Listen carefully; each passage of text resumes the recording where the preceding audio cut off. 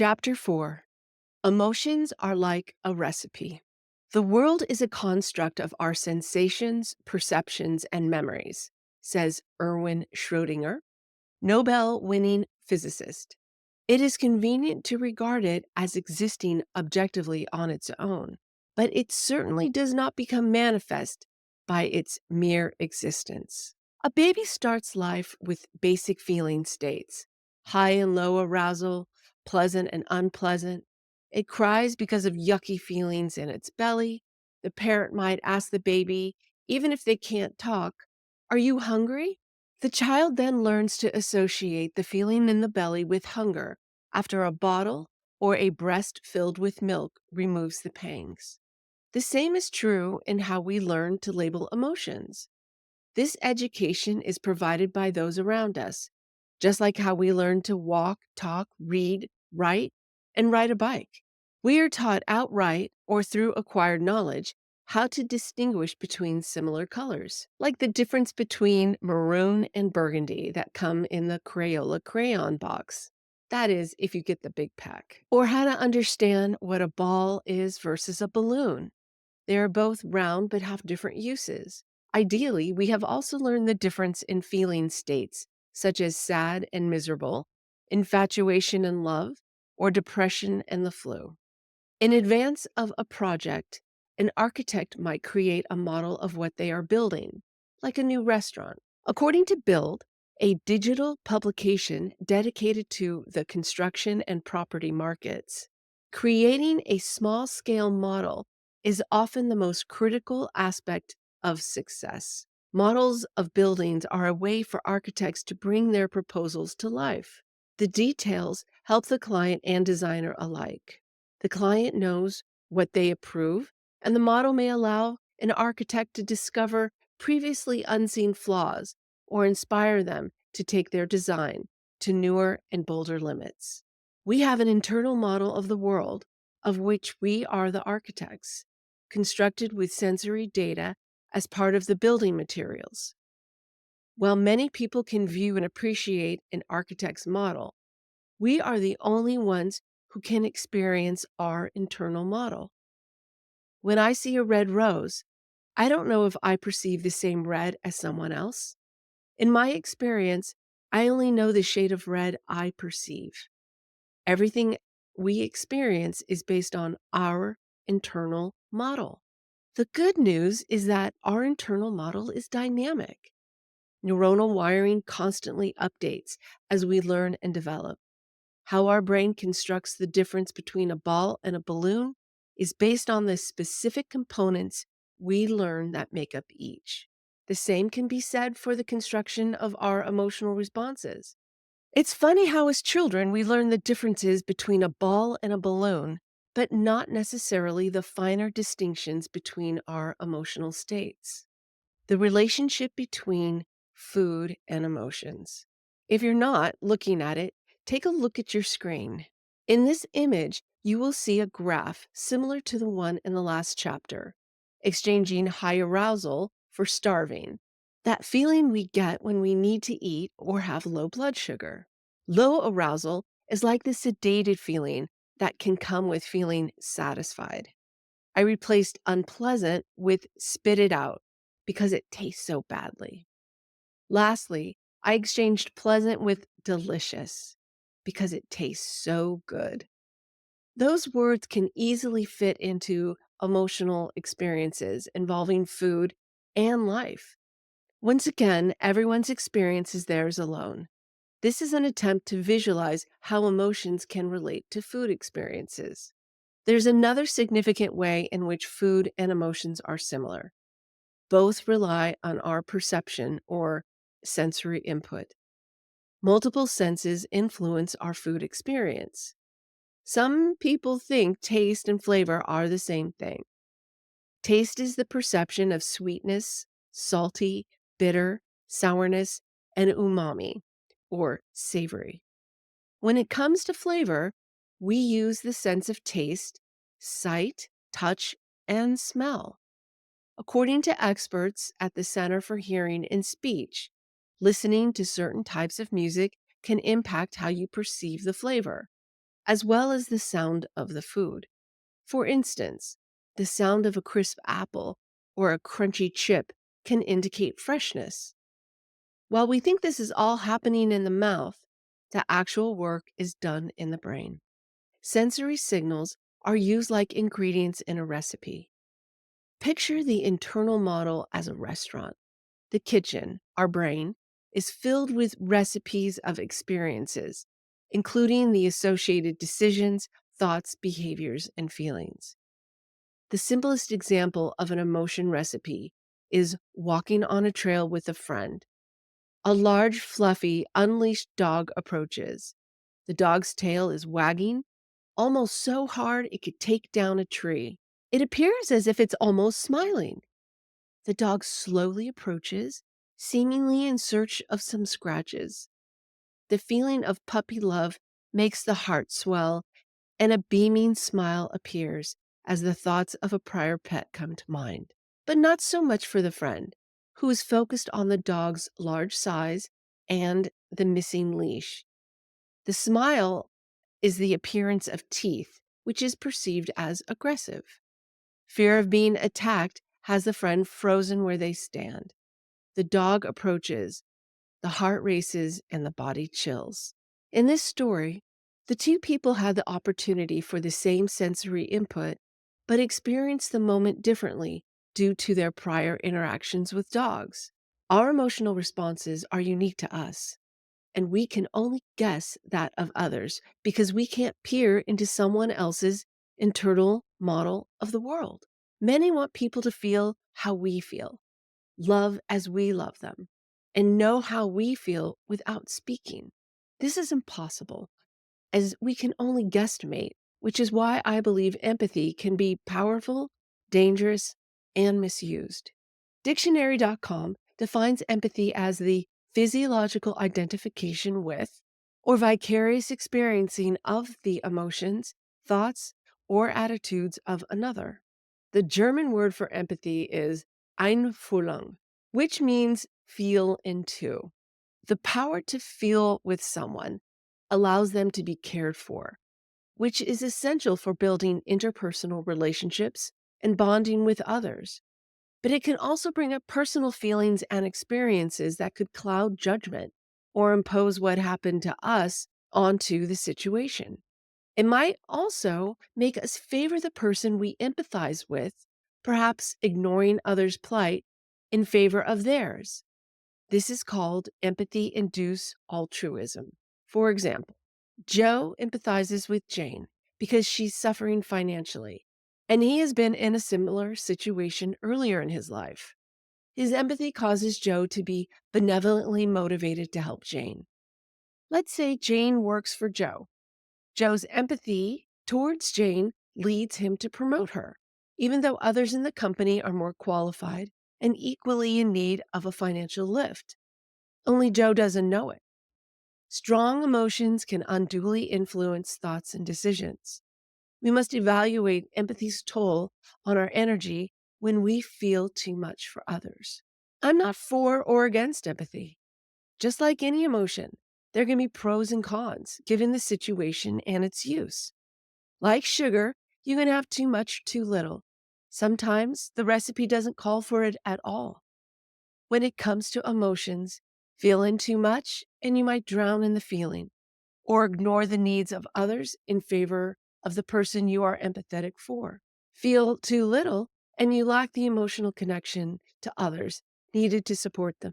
Compassion, a feeling of deep sympathy and sorrow for another who is stricken by misfortune, accompanied by a strong desire to alleviate the suffering, puts a bit of emotional distance from the person and the circumstances. The desire to help them is still there, just not as emotionally attached. Like anything, excess can be detrimental to a person because it can create an unbalanced life. Interoceptive awareness allows us to consciously recognize when empathy is called for and when compassion is the better option, allowing us to pivot emotionally as needed. The brain kind of works like Chopped. Chopped is a competition show on the Food Network channel. Four chefs call on their culinary skills as they face off against one another to prepare a spectacular three-course meal consisting of an appetizer, entree, and dessert. The catch? In each round, they must use all the surprise ingredients in a basket that they open just before the round begins. Even with the strangest combination of foods, they are required to incorporate each one into their hopefully winning dish. In addition to the often bizarre combination of ingredients, they also have an array of kitchen tools, spices, and foods at their disposal. With only 1 hour to prepare, they rely heavily on their cooking experience to finish the round. Their cooking history is the inspiration, trying to come as close as possible to something they prepared previously, given what is available to them. Each contestant is interviewed while they prepare the dish to discover the influence behind their cooking. It could be their culture, a relative, or another chef. I envision the brain's version of Chopped, with sensory data as the basket of surprise ingredients, making a prediction using previous recipes to construct an emotion, determining the probability of what would be the winner. To do this, a couple of things would be helpful. First is to have a kitchen in good working order. One of the Chopped contestants had a piece of equipment malfunction. I guess you would say an explosion is a malfunction. So he didn't win the dessert round. If your income depended on a properly functioning kitchen, as it does for professional chefs, a considerable amount of effort would be made to ensure it was in good working order. Otherwise, the chef couldn't do the job effectively. If our body doesn't have enough energy for the brain to do its job well, we too could malfunction. The second is to have a wide variety of recipes to fall back on to create the winning dish. A multitude of recipes helps reduce prediction errors by increasing your probabilities with better, more defined concepts for your brain to use.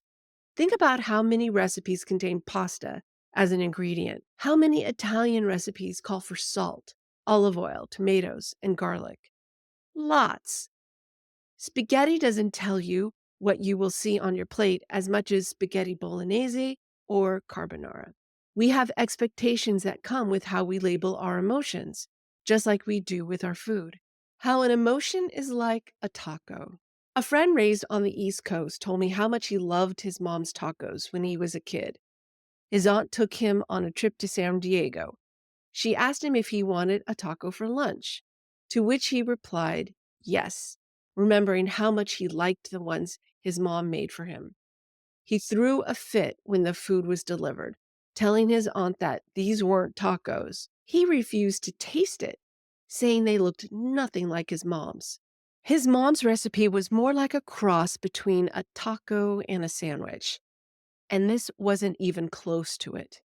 He was served what you would expect in San Diego, traditional Mexican tacos. Emotions can be just like that taco. We have a single label, but it means something different to each person because we have our definition of what that emotion means to us, our emotion recipe. Taco is the label by which the boy identified the recipe his mom prepared. The ingredients were different in San Diego versus what his mom made, but it was still a taco. You could say the fear of the unknown stopped him from even considering eating the taco. He was a boy, but I know some adults who would send it back. If he had been more cautious, he could have examined the plate more closely, lifted the taco to his nose to smell it, and examine the ingredients, allowing him to see if he might like it. Or, if he had been curious, he could have taken a bite to see what new and wondrous flavors he might experience. Then he would have had another definition for tacos. For instance, one labeled Mom's Taco and the other labeled San Diego Taco. With new labels for the taco recipes, the young boy in the story updated his predictions for the future because he added more detail about what constitutes a taco. It's now open to include his mother's way of preparing them and how they are prepared in San Diego. We can be more detailed in how we label our emotions and open up to different emotional experiences. expanding our emotional palette. The secret sauce. I want to return to the idea that we each live in our construction of the world. Yes, we see a flower simultaneously, knowing it's a flower because we share the same concept of what a flower is. That is the easy stuff. I'm not talking about the simple experiences we share, but the nuanced ones that occur with people growing up in the same household with the same parents and yet having a completely different emotional makeup. Even twins can respond differently. This has to do with the plans we were given when we first started constructing our internal model of the world. My dad and sister have the same mannerisms and physical characteristics. Carrie will rub her head or move her mouth in such a way it looks exactly like dad's. Her emotional makeup is much like our mother's. Her responses, how she is with people, her giant laugh, her empathetic nature, and her lighthearted disposition. As dad would say, it's in the DNA. On other occasions, he would refer to the gene pool. What's the difference? The Cleveland Clinic describes DNA as a chemical, deoxyribonucleic acid, that stores genetic information and is responsible for building and maintaining our bodies. Genes are segments of the DNA and are what make you the fabulous being that you are. They give us the characteristics that make us different. There are also chromosomes, which give your cells the instructions. All 50 trillion contain the same DNA. Then there are epigenetics. Our genes contain the instruction manual for building a single cell into a human and for all future maintenance. However, those instructions can be modified. Harvard University's Center on the Developing Child discusses the interaction between the gene and its environment. Positive experiences, such as exposure to rich learning opportunities, and negative influences, such as malnutrition or environmental toxins, can change the chemistry that encodes genes in brain cells, a change that can be temporary or permanent.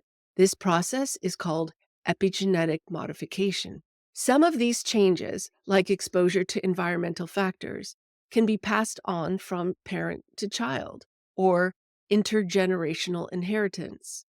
If it spans multiple generations, it's called transgenerational inheritance. This can impact future generations' health, growth, lifespan, and behavior. For instance, Gillian Mahon and fellow researchers studied the impact of higher asthma risk and lower lung function in grandchildren, even when the mother did not smoke, but the grandparent was a smoker. Their findings, published in the paper Grandmaternal Smoking, Asthma, and Lung Function in the Offspring, the Lifelines cohort study. It concluded that grandchildren were impacted by grandmaternal smoking, highlighting the deep-rooted effects of tobacco smoking across generations. What does this have to do with emotion recipes? It would be easy to say that you react a certain way because you inherited the gene. Others might argue, say that it isn't nature, but nurture, how you were raised. I don't know how you untangle the two because we are a product of both. The good news is these epigenetic changes, even when inherited, have the potential to turn off. I call it the secret sauce because we don't know everything contained in our genetics or epigenetic changes. There are likely more unknowns than known because nobody has the complete picture yet. But that doesn't mean we can't do our best to turn off the genes that don't serve us. If we notice unpleasant aspects of our emotional makeup in our family members, that doesn't mean we're stuck with it because we share the same gene pool. The bottom line is that inherited traits and health risks can impact our emotion recipes because our health impacts us emotionally and vice versa. Both nature and nurture are involved in our responses. Neither of them necessarily limits the potential to change or stop cooking old family recipes. It's easy to say, my parents this or my grandparents that. But does carrying their emotions benefit you or future generations of your family? We have the opportunity to stop unhealthy emotional activity in our generation and do our best to help the next one. Alcoholism runs in a lot of families, and mine is no different. This can be passed down genetically.